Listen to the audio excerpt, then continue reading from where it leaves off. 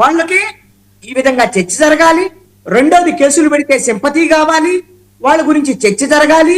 ఈ అంశాలు వీటితో పాటుగా నిరంతరంగా వైఎస్ఆర్ కాంగ్రెస్ పార్టీకి సంబంధించినటువంటి అంశాల మీద ప్రజల్లో ఒక చర్చ ఉండాలి. అది మంచిగా చెడు అనేటంటే చెడైనా పర్వాలేదు, చర్చ అయితే వాళ్ళ పార్టీ గురించి చర్చ జరగాల్సినటువంటి అవసరం ఉంది అని వాళ్ళు భావిస్తున్నారు. అందుకనే ఈ 2 ఏళ్లలో వైఎస్ఆర్ కాంగ్రెస్ పార్టీ గురించి జనం మర్చిపోయారు.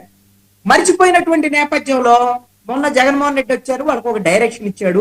ఏం డైరెక్షన్ అయ్యా అంటే ఈ నెల 4వ తారీఖు నుంచి 12వ తారీఖు వరకు నిరసనలకు సంబంధించినటువంటి కార్యక్రమాలకు పిలిపించారు. ఈ కార్యక్రమాలను నేను స్వాగతిస్తున్నాను. ఒక ప్రజాస్వామికవాదిగా, ఒక ప్రతిపక్ష పార్టీ ప్రభుత్వ వైఫల్యాల మీద మాట్లాడటాన్ని అవసరం, అలాంటిది మాట్లాడాల్సినటువంటి అవసరం కూడా ఉంది. ఇప్పటికైనా కళ్ళు చూసింది వైఎస్ఆర్ కాంగ్రెస్ పార్టీ మాట్లాడుతోంది అని రేపొద్దున జగన్మోహన్ రెడ్డి ఇప్పుడైతే రాలా, మరి ఆయన రావడానికి ఇంకా మరి తపస్సులో ఉన్నారు కాబట్టి ఆయన 3 ఏళ్ల తర్వాత 4 ఏళ్ల తర్వాత వస్తారో తెలియదు. ఇప్పుడు వీళ్ళను పంపించాడు, వీళ్ళని ఉసిగొలిపి పంపించాడు. అయితే ఈ ఉసిగొలిపి పంపించినంత మాత్రాన వీళ్ళు ఎంత మేరకు బయటకు వస్తారో, ఏ మేరకు నిరసన తెలియజేస్తారో ఏంటో తెలియదు. కాబట్టి మీరు చేసే నిరసనలో ఇవన్నీ తెలియాలి జనానికంటే, మరి జనానికి తెలియాలి, మీడియాలో చర్చ జరగాలంటే మీరు ఏమీ లేదు. మీరు ఎవరైతే అధికార పక్షం వాళ్ళు ఉన్నారో ఒక్కొక్కరికి ఒక అసైన్మెంట్. జగన్మోహన్ రెడ్డి ఇంతకు ముందు మంత్రులకు మంత్రిత్వ శాఖలు ఇచ్చాడు కదా, పేరు నాని, గుడివాడ అమర్నాథ్, దాడిశెట్టి రాజా, వీళ్ళందరూ పవన్ కళ్యాణ్ తిట్టడానికి, అదే విధంగా కొడాలి నాని సీఎం చంద్రబాబు నాయుడిని, అప్పుడు ప్రతిపక్షంలో ఉన్నప్పుడు చంద్రబాబు నాయుడిని, అదే విధంగా నారా లోకేష్ ని వాళ్ళ కుటుంబ సభ్యులను తిట్టడానికి, అదే విధంగా పవన్ కళ్యాణ్ ని తిట్టడానికి కొంతమంది, నారా లోకేష్ ని తిట్టడానికి, ఈ విధంగా మంత్రిత్వ శాఖలు ఏర్పాటు చేశాడు కదా. అలాగనే ఇప్పుడు వాళ్ళ నాయకులకు అసైన్మెంట్లు ఇచ్చాడు, ఎవరిని తిట్టాలి, ఏ విధంగా తిట్టాలి. మరి ఈ స్క్రిప్ట్ కూడా ఏమైనా పంపించారో తెలియదు వైఎస్ఆర్ కాంగ్రెస్ పార్టీ కార్యాలయం నుంచి.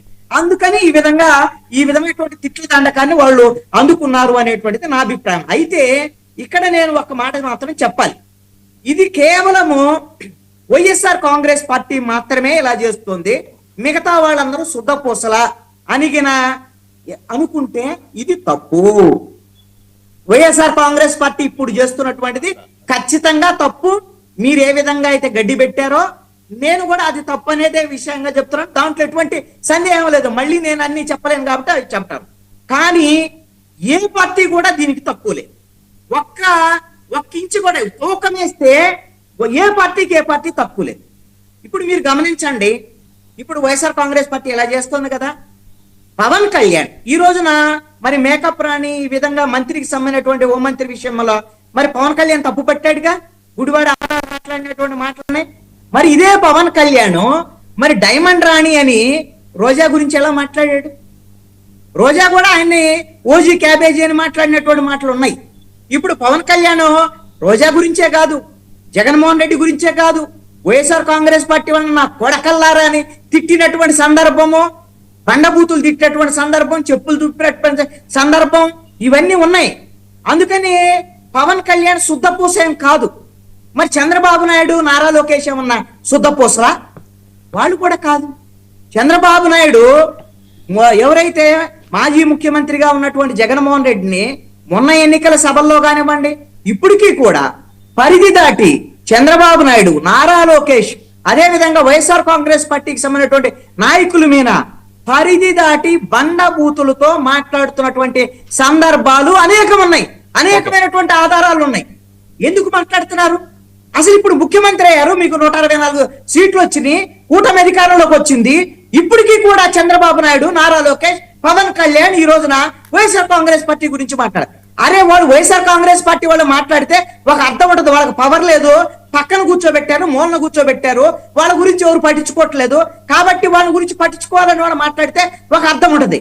చంద్రబాబు నాయుడికి 77 ఏళ్ళు వచ్చినాయి, 4 సార్లు ముఖ్యమంత్రి అయ్యాడు, మొన్న 16 ఏళ్ళు ముఖ్యమంత్రిగా పనిచేసినటువంటి రికార్డు కూడా ఆయన బద్దలు కొట్టాడు. మరి అలాంటి చంద్రబాబు నాయుడు మాట్లాడేటువంటి మాటలు ఏమన్నా సరైనటువంటి మాటలుగా ఉంటున్నాయా? అంటే వాళ్ళ పిఆర్ టీంలో ఈ రాజకీయ పార్టీలకి ఏమి ఇస్తున్నాయనంటే, మీరు పరిధి దాటి మాట్లాడితే మాత్రమే మీరు పబ్లిక్ లోకి వెళ్తారు, మీరు ఆ విధంగా మిమ్మల్ని గురించి హెచ్చరికిద్ది అని చంద్రబాబు నాయుడు లాంటి వాళ్ళు, పవన్ కళ్యాణ్ లాంటి వాళ్ళు, జగన్మోహన్ రెడ్డి లాంటి వాళ్ళను వాళ్ళ హోదాలకు కూడా తగ్గిపోయేటువంటి విధంగా మాట్లాడించేటువంటి విధంగా పిఆర్ టీంల దగ్గర కీలుబొమ్మలాగా మారిపోయినటువంటి నేతలు రాజకీయ పార్టీలు. ఇది ప్రజలు గమనించాలి. ఇలాంటి రాజకీయ పార్టీలు ఇలాంటి అంశాల మీద ఎవరైతే మాట్లాడుతున్నారో, అసహ్యమైనటువంటి మాటలు మాట్లాడుతున్నారో, ఈ విధమైనటువంటి నీతి బాహ్యమైనటువంటి మాటలు మాట్లాడుతున్నారో, ఇలాంటి వాళ్ళకే ఎన్నికల సమయంలో కర్రుగాల్చి వాత పెట్టాలి. ఈ రాజకీయ పార్టీలకి ఇలాగ మాట్లాడేటువంటి వాళ్ళకు బుద్ధి చెప్పాలి. ఇది ప్రజలే బుద్ధి చెప్పాలి. అప్పుడు మాత్రమే వీళ్ళకి బుద్ధి వస్తుంది. వీళ్ళు ఎవరు శుద్ధపూసలు కాదు. ఇప్పుడు మాట్లాడారు కాబట్టి వైఎస్ఆర్ కాంగ్రెస్ పార్టీ గురించి అంతసేపు మాట్లాడాల్సి వచ్చింది. ఇప్పుడుకైనా సరే నేను అడుగుతాను, ఈ డిబేట్ లో పాల్గొన్నటువంటి ఎవరైతే రాజకీయ పార్టీలకు సంబంధించినటువంటి ప్రతినిధుల్ని, మీ పార్టీలకు సంబంధించిన ఎదురు పార్టీలను మీరు ఎలాగో ఘోరంగా విమర్శిస్తారు, దాడి చేస్తారు, ఉదాహరణలు చెప్తారు, అవసరమైతే వీడియోలను కూడా ప్లే చేస్తారు. మీరు ఒకళ్ళ మీద ఒకళ్ళు ప్లే చేసుకుంటారు. దయచేసి నేనేమంటాను అంటే, మీరు కనీసంగా భవిష్యత్తులో అయినా సరే ఇలాంటి మాటలు మాట్లాడుకోనటువంటి రాజకీయం కావాలి అనేటువంటి విధంగా ముగ్గురు యువతరానికి ప్రతినిధులు, భవిష్యత్తు ఉన్నటువంటి నాయకులు, ఇంకా 20 ఏళ్ళు వీళ్ళు రాజకీయాల్లో ఉంటారు, ఎమ్మెల్యేలు ఎంపీల స్థాయికి వెళ్ళేటువంటి నాయకులు ఈ ముగ్గురు కూడా. దయచేసి మీరు ప్రతిదానికి ఆహా ఓ అంటే ఓహో అని, తానా అంటే తందానా అని రాజకీయ పార్టీల ప్రతినిధులు ఉండాలి అనేటువంటి ధోరణి కూడా మంచిది కాదు అని నా సూచన. అది మీరు అంగీకరించకపోయినా అది మీ అభిప్రాయం. అందుకని దయచేసి రాజకీయ పార్టీలు దయచేసి మీ పద్ధతిని మార్చుకుంటే మీరే కదా ఉంది. మీరు ఒకళ్ళు ఓడిపోతే ఇంకోళ్ళు గెలుస్తారు. ఇలా తిట్టుకోకపోయినా సరే విధానపరమైనటువంటి అంశాల మీద చర్చ పెట్టండి, విధానపరమైనటువంటి అంశాల మీద మాట్లాడండి, ప్రజా సమస్యలు ఎజెండాగా మీరు విమర్శించుకోండి. దాని మీద ప్రజలు మీకు మద్దతు ఇచ్చేదానికి అవకాశం ఉంటది. అంతే తప్ప ఈ విధంగా అసహ్యమైనటువంటి మాటలు దయచేసి ఏ రాజకీయ పార్టీ మాట్లాడొద్దు అనేటువంటిది నా యొక్క సూచన. నువ్వు కృష్ణాంజనేయులు నువ్వు ఇలాంటి శుద్ధులు చెప్తావు, వర్మగా నువ్వు ఇంతే శుద్ధులు చెబుతావు అని మనల్ని తిడితే వాళ్ళు తిట్టొచ్చేమో, కానీ మేము శుద్ధులు చెప్పేటువంటి స్థానంలో ఖచ్చితంగా ఉన్నాం. మేము శుద్ధులు చెబుతాము, వింటం వెనకపోవటం అనేది మీ ఇష్టం. ఇది మాత్రం నేను చెప్పదలుచుకున్నాను. Right, okay.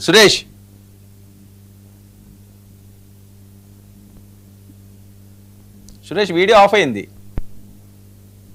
ఓకే సురేష్, ఏంటి రాజకీయ పార్టీ నాయకులకు ప్రేక్షకులకు నా నమస్కారాలు.